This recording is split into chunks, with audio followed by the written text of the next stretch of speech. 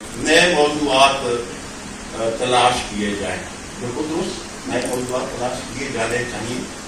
سوال یہ ہے کہ وہ موضوعات آپ کہاں سے تلاش کریں گے۔ ایک طریقہ تو یہ ہے کہ دنیا بھر میں جن موضوعات پہ بات ہو رہی ہے ہم وہاں سے لیں اور اپنے لٹریچر کے اندر سے انہیں ڈھونڈنا شروع کر دیں، اور دوسرا یہ ہے کہ ہم اپنا لٹریچر پڑھیں اور ان موضوعات کو ہم جا کے دیکھیں کہ ہمارے ہاں جو موضوعات آئے ہیں باہر کیسے ہوئی۔ یہ بالکل مختلف بات ہے۔ تو جب ہم ان اصطلاحات کو وہاں سے لیتے ہیں باہر سے، تو نتیجہ یہ ہوتا ہے کہ وہ جو آدھا گلاس خالی اور آدھا گلاس بھرے ہوئی اسی مثال کی نا، وہ اس کے ساتھ ایک آتی ہے۔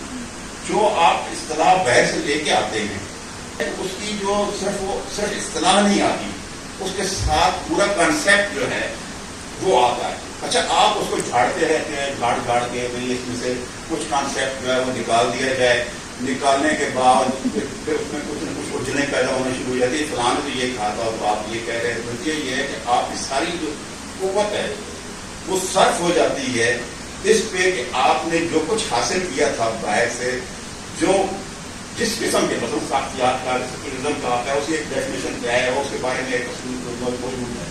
آپ فیمنزم کی بات کرتے ہیں، اس کا بھی ایک اصول ہے، اس کے پیچھے پتہ ہے آپ کو ایک تاریخ ہے، اس تاریخ کے ساتھ ہی آپ اس کو لے کے آ رہے ہیں۔